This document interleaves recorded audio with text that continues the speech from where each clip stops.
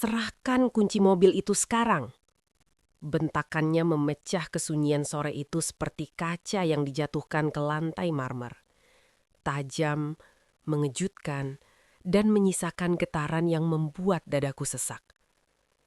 Aku yang berdiri di dekat meja makan hanya bisa terdiam. Jemariku refleks menggenggam erat benda kecil di tanganku. Kunci mobil yang sejak tadi tak pernah kulepaskan. Ruangan itu mendadak terasa asing. Padahal inilah rumah yang dulu kami bangun dengan mimpi dan tawa.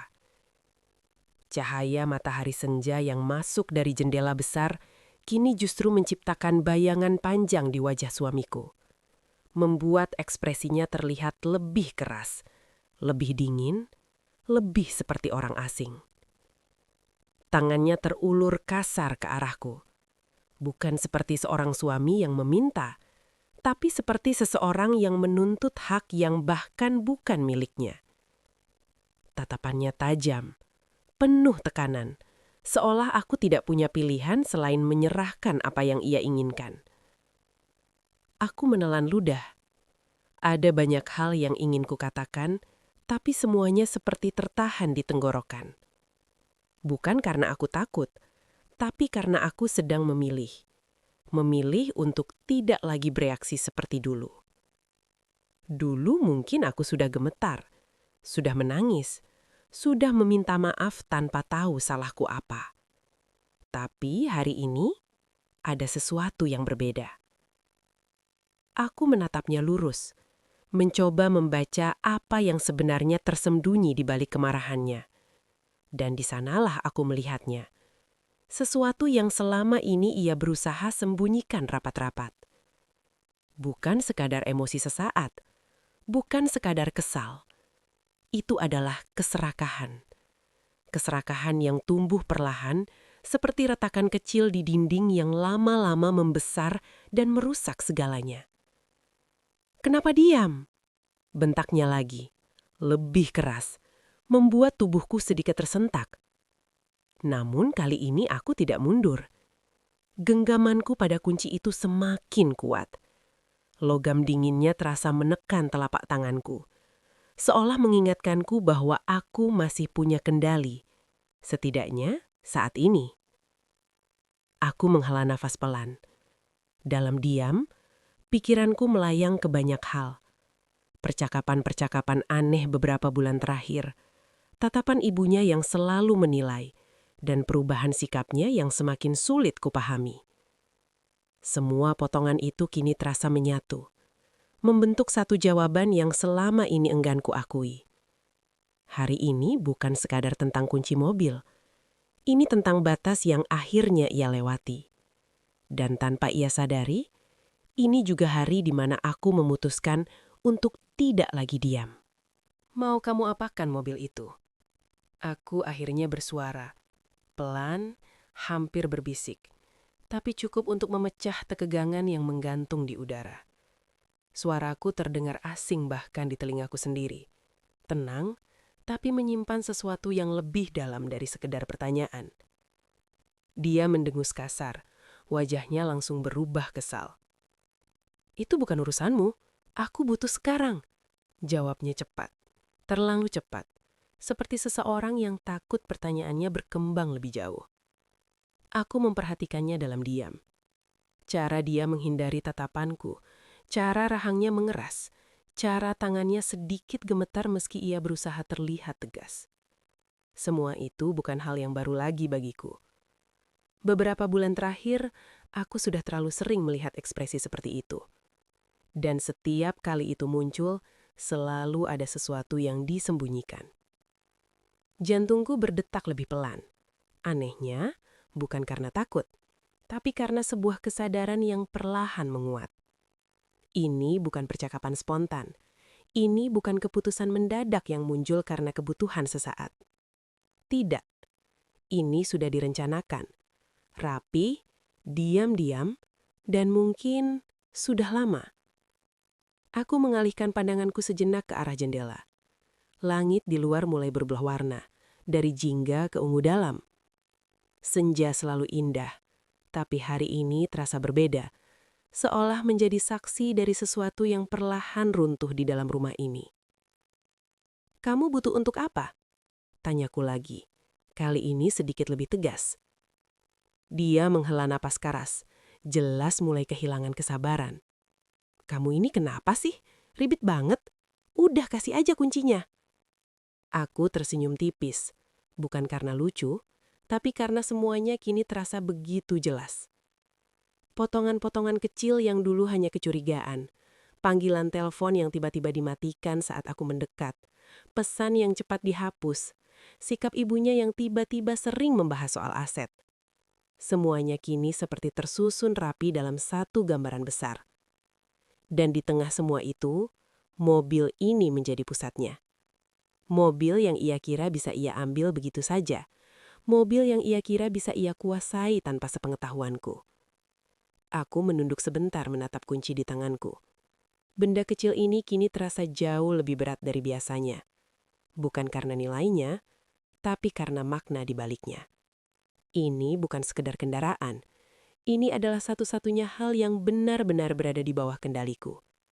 Dan mungkin satu-satunya hal yang ingin mereka rebut dariku. Aku mengangkat wajahku kembali, menatapnya lurus. Kali ini tanpa ragu. Di dalam hatiku, sebuah keputusan sudah bulat. Ya, mungkin dia sudah merencanakan sesuatu sejak lama. Tapi dia tidak tahu satu hal penting. Aku juga sudah lama bersiap untuk hari ini. Perubahan itu tidak terjadi dalam semalam. Awalnya hanya hal-hal kecil. Begitu kecil sampai aku hampir mengabaikannya. Pulang sedikit lebih larut dari biasanya. Senyum yang mulai terasa dipaksakan. Percakapan yang semakin singkat. Seolah aku hanya bagian dari rutinitas. Bukan lagi seseorang yang pernah ia perjuangkan. Aku mencoba memahami. Mungkin dia lelah. Mungkin pekerjaan sedang berat. Mungkin aku yang terlalu sensitif. Tapi mungkin itu perlahan berubah menjadi pasti saat kebiasaan-kebiasaan aneh mulai muncul. Ponselnya tak lagi pernah jauh dari genggaman. Bahkan saat ke kamar mandi, benda itu selalu ikut. Notifikasi yang dulu tak pernah ia sembunyikan, kini selalu ia matikan. Dan setiap kali aku mendekat, layar itu akan cepat berubah. Entah dikunci, entah berpindah aplikasi. Ada sesuatu yang ia sembunyikan. Dan anehnya, aku bisa merasakannya, bahkan tanpa perlu melihat isinya. Belum lagi ibunya. Wanita yang dulu terlihat hangat di awal pernikahan, kini mulai sering datang dengan nada bicara yang berbeda. Halus, tapi menusuk. Seolah setiap kata yang ia ucapkan punya maksud tersembunyi. Sebagai istri, kamu harus ngerti, semua yang ada di rumah ini itu milik bersama, katanya suatu sore, sambil menyeruput teh. Aku hanya tersenyum waktu itu, mencoba tidak berpikir buruk. Tapi kemudian ia mulai menyebut-nyebut hal yang lebih spesifik. Tentang tabungan, tentang aset, dan akhirnya tentang mobil itu. Mobil yang kubeli dengan hasil kerjaku sendiri. Mobil yang atas namaku, mobil yang selama ini justru lebih sering mereka gunakan tanpa banyak bertanya. "Sayang banget kalau cuma atas nama kamu," katanya lagi waktu itu. Seolah itu hanya komentar ringan. Namun cara dia menatapku tidak pernah terasa ringan. Sejak saat itu, sesuatu di dalam diriku mulai waspada. Aku mulai memperhatikan lebih banyak, mengingat lebih detail, menghubungkan hal-hal yang sebelumnya terasa terpisah. Dan semakin aku memperhatikan, semakin jelas semuanya. Suamiku bukan hanya berubah, dia sedang bergerak. Pelan, diam-diam, tapi pasti. Dan tanpa perlu banyak bukti pun, hatiku sudah tahu satu hal yang sulit kuakui. Mereka sedang mengincar sesuatu dariku. Mobil itu. Bukan karena mereka membutuhkannya, tapi karena mereka merasa berhak atasnya. Aku menunduk, menarik nafas panjang. Dulu mungkin aku akan memilih diam, mengalah, menganggap semua ini bagian dari ujian rumah tangga. Tapi kali ini ada sesuatu di dalam diriku yang menolak. Karena ini bukan lagi soal materi, ini soal batas. Dan mereka sudah hampir melewati batas itu. Aku memang diam. Tapi diamku bukan berarti tidak melakukan apa-apa. Sejak pertama kali perasaan tidak nyaman itu muncul, aku mulai mengambil langkah. Perlahan, hati-hati, tanpa menarik perhatian siapapun. Aku tahu, jika aku salah langkah sedikit saja, semuanya bisa berbalik menyerangku. Jadi, aku memilih untuk tenang, sambil mengumpulkan kekuatan. Aku mulai dari hal paling sederhana, dokumen. Setiap kertas penting yang berkaitan dengan aset, terutama mobil itu, aku kumpulkan. Aku periksa ulang, aku pastikan semuanya jelas, atas namaku, tanpa celah. Bahkan dokumen yang dulu terasa tidak penting, kini kubaca satu persatu, memahami setiap detail yang mungkin bisa menyelamatkanku suatu hari nanti. Dan ternyata, hari itu semakin dekat. Tak berhenti di situ, aku juga mulai mencatat. Hal-hal kecil yang dulu mungkin kuabaikan, kini kutulis rapi di dalam pikiranku. Tanggal, kejadian, percakapan. Termasuk sikapnya yang semakin mencurigakan. Termasuk ucapan ibunya yang seolah santai tapi penuh maksud. Semua itu bukan lagi sekedar firasat. Itu pola. Dan pola tidak pernah bohong. Beberapa kali aku bahkan sengaja berpura-pura tidak tahu apa-apa. Tetap senyum, tetap bersikap seperti istri yang penurut. Bukan karena aku lemah, tapi karena aku ingin mereka merasa aman. Karena orang yang merasa aman akan lebih mudah menunjukkan niat aslinya. Dan benar saja, dari situlah aku mulai melihat semuanya dengan lebih jelas.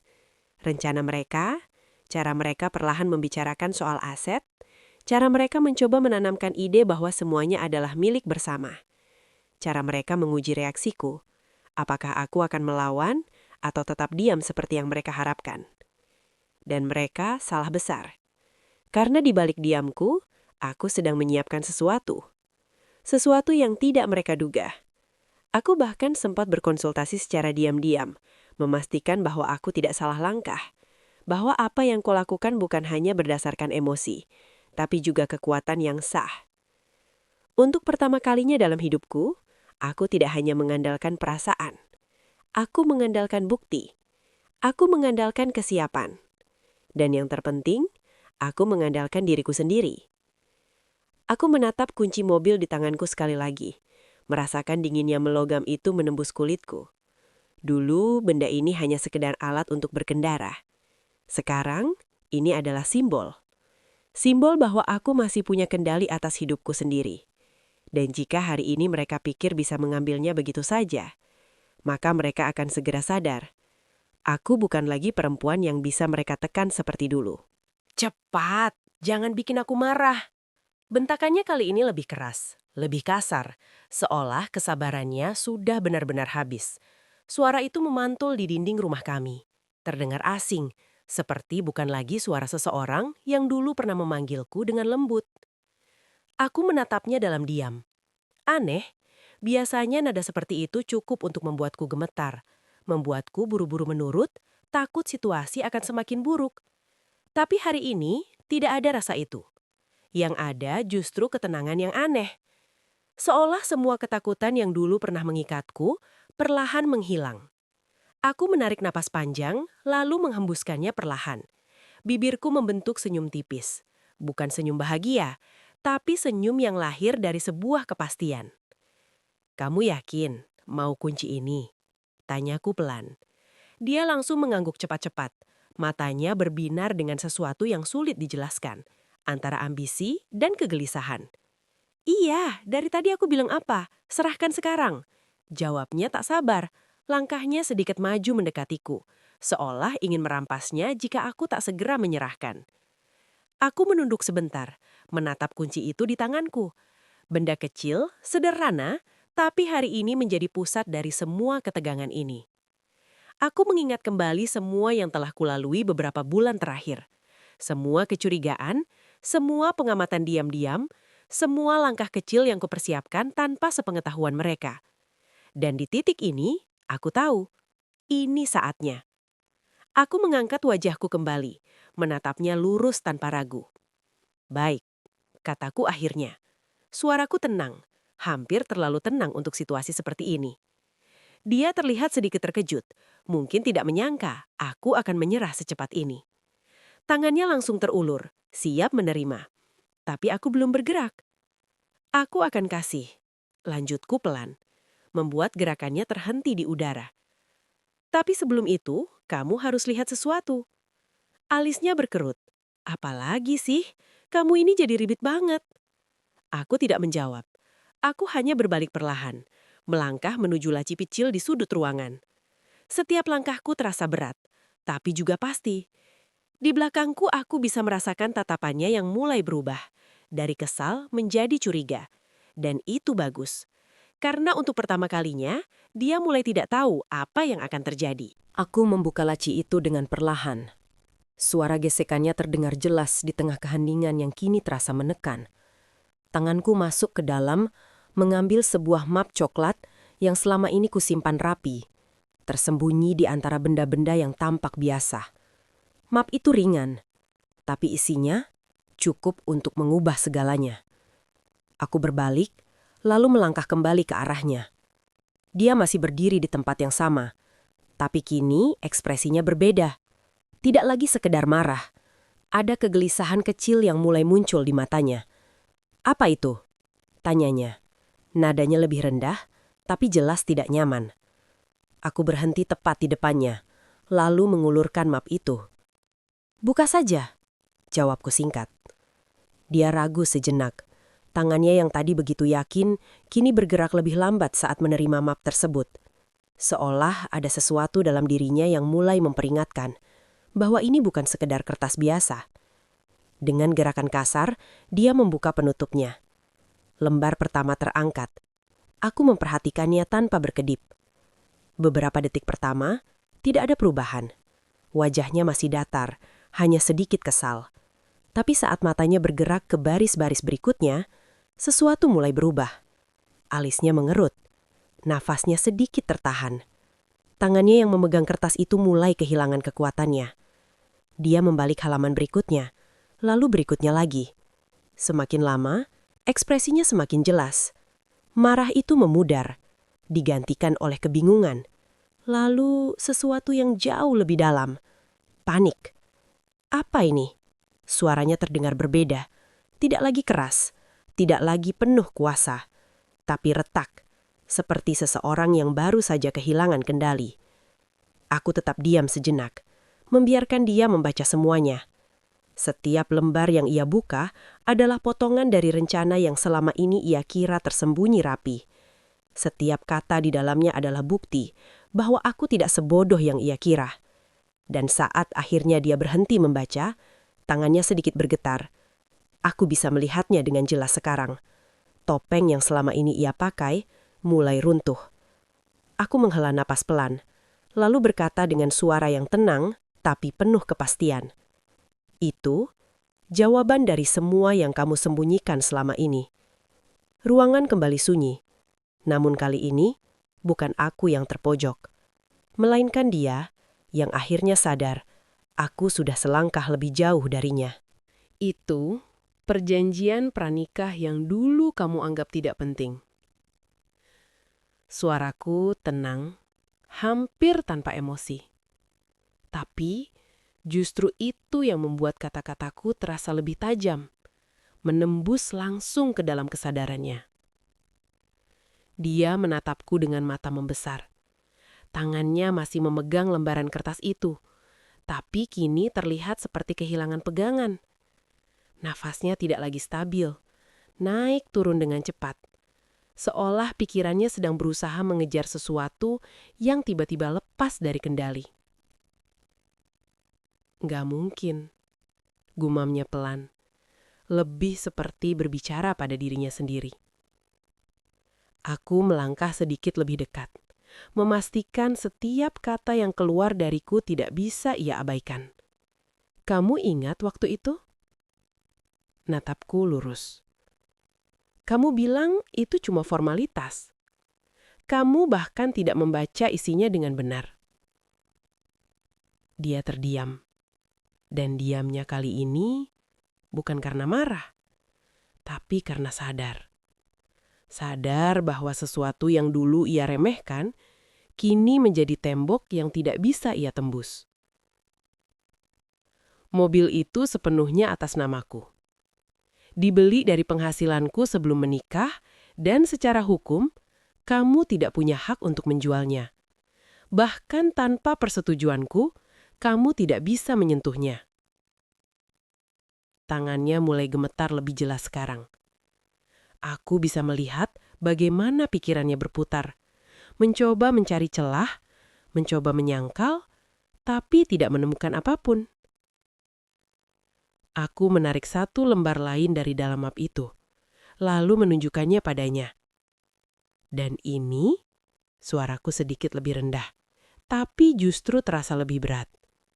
Adalah bukti percakapanmu. Dia menatap lembar itu, lalu kembali ke wajahku dengan ekspresi yang kini benar-benar berubah. Panik. Aku bisa jelasin, katanya cepat, terlalu cepat. Aku menggeleng pelan. Tidak perlu. Karena aku sudah mendengar semuanya, sudah melihat semuanya. Setiap rencana yang ia pikir aman, kini terbuka tanpa sisa. Untuk pertama kalinya, aku melihatnya bukan sebagai sosok yang menakutkan, tapi sebagai seseorang yang terpojok. Dan di titik itu, aku tahu, permainan ini sudah berbalik. Dia mundur satu langkah. Hanya satu langkah kecil. Tapi cukup untuk menunjukkan bahwa sesuatu dalam dirinya benar-benar runtuh. Wajahnya yang tadi penuh amarah kini pucat, seolah darahnya tersedot habis oleh kenyataan yang baru saja ia hadapi. Kamu ngapain ngumpulin semua ini? Tanyanya. Suaranya bergetar, jauh dari nada keras yang tadi ia gunakan. Aku menatapnya tanpa berkedip. Karena aku tahu, jawabku pelan. Suatu hari, kamu akan mencoba mengambil sesuatu yang bukan milikmu. Kalimat itu menggantung di udara. Berat, tegas, tidak memberi ruang untuk bantahan. Di sudut ruangan, ibunya yang sejak tadi hanya memperhatikan, akhirnya bergerak. Wajahnya terlihat tegang. Jelas tidak menyangka situasi akan berbalik seperti ini. Ini cuma salah paham, katanya cepat, mencoba masuk ke dalam percakapan. Kamu terlalu membesar-besarkan. Tolong diam. Suaraku tidak keras, tapi cukup untuk membuatnya langsung terhenti. Ruangan itu kembali sunyi. Aku melangkah mendekat. Satu langkah, lalu satu langkah lagi. Kini jarak antara aku dan suamiku hanya beberapa langkah saja. Aku bisa melihat dengan jelas bagaimana matanya menghindar, bagaimana bahunya sedikit turun, seperti seseorang yang baru saja kehilangan wibawa. Selama ini, aku yang selalu berada di posisi itu. Tapi tidak hari ini. Kalian pikir aku tidak tahu? Lanjutku. Suaraku tetap tenang. Tapi kini ada ketegasan yang tidak bisa disembunyikan. Ibunya menunduk. Tak lagi berani menatapku. Dan dia masih diam. Aku tersenyum tipis. Bukan karena senang, tapi karena akhirnya semua menjadi jelas. Selama ini aku diam, kataku lagi. Bukan karena aku tidak mengerti, tapi karena aku ingin melihat sejauh apa kalian akan pergi. Aku berhenti sejenak, membiarkan kata-kataku meresap. Lalu dengan suara yang lebih rendah, aku menambahkan. Dan ternyata, kalian pergi cukup jauh. Tak ada yang menjawab. Tak ada yang membantah. Karena di titik ini, kebenaran tidak lagi bisa disembunyikan. Dan untuk pertama kalinya sejak semua ini bermula, aku yang memegang kendali. Aku menatap kunci mobil di tanganku sekali lagi. Logam kecil itu terasa dingin. Tapi anehnya justru memberiku rasa tenang. Seolah seluruh kendali yang sempat hampir direbut dariku, kini kembali berada di genggamanku. Aku melangkah pelan mendekatinya. Setiap langkah terasa berat. Bukan karena ragu, tapi karena aku tahu Ini adalah momen penentu. Momen di mana semuanya tidak akan pernah kembali seperti sebelumnya. Dia masih berdiri di tempatnya, memegang map yang kini sudah sedikit terlipat di tangannya. Wajahnya kosong, tapi matanya penuh kegelisahan. Aku berhenti tepat di depannya. Lalu perlahan, aku mengangkat tanganku, menyerahkan kunci itu ke arahnya. Dia refleks mengulurkan tangan.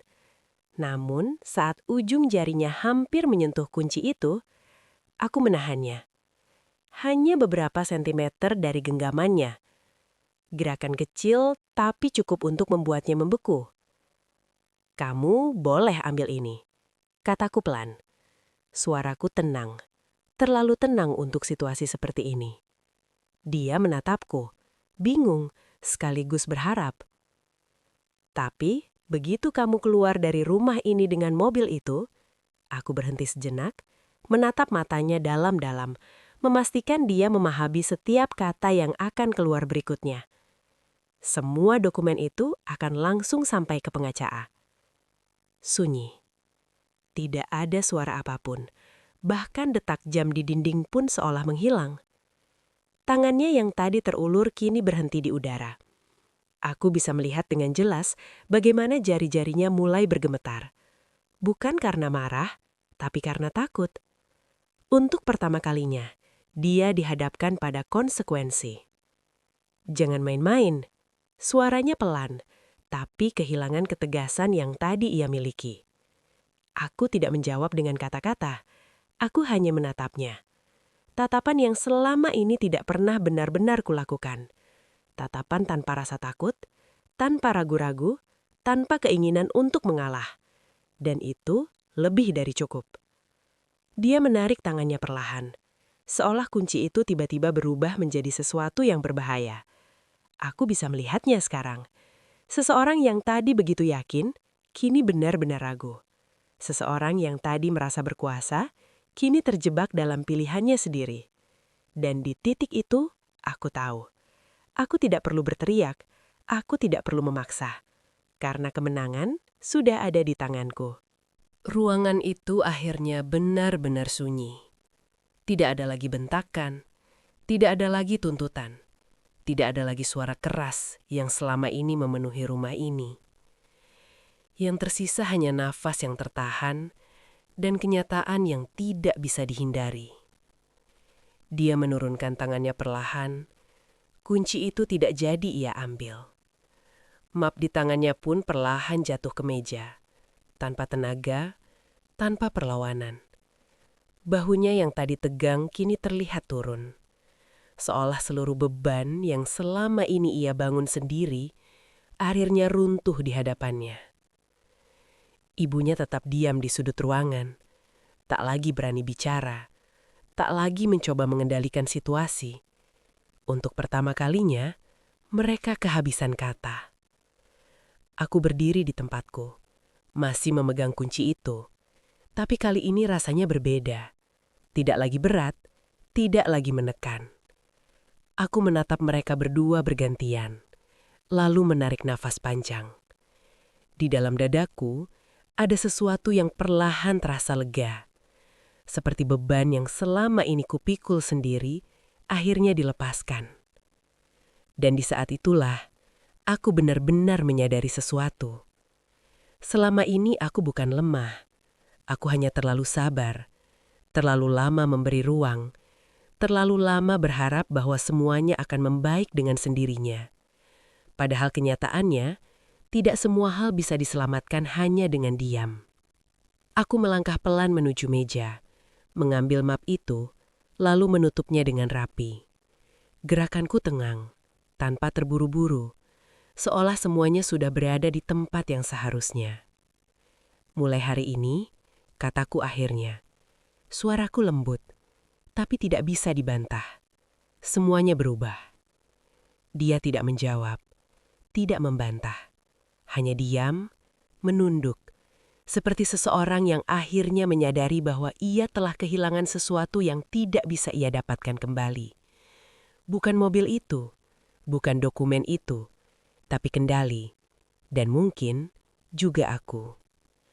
Aku menggenggam kunci itu sekali lagi, lalu berbalik berjalan menjauh. Langkahku ringan, bukan karena masalah ini selesai, tapi karena untuk pertama kalinya, aku memilih diriku sendiri. Dan sejak detik itu, hidupku tidak akan pernah sama lagi.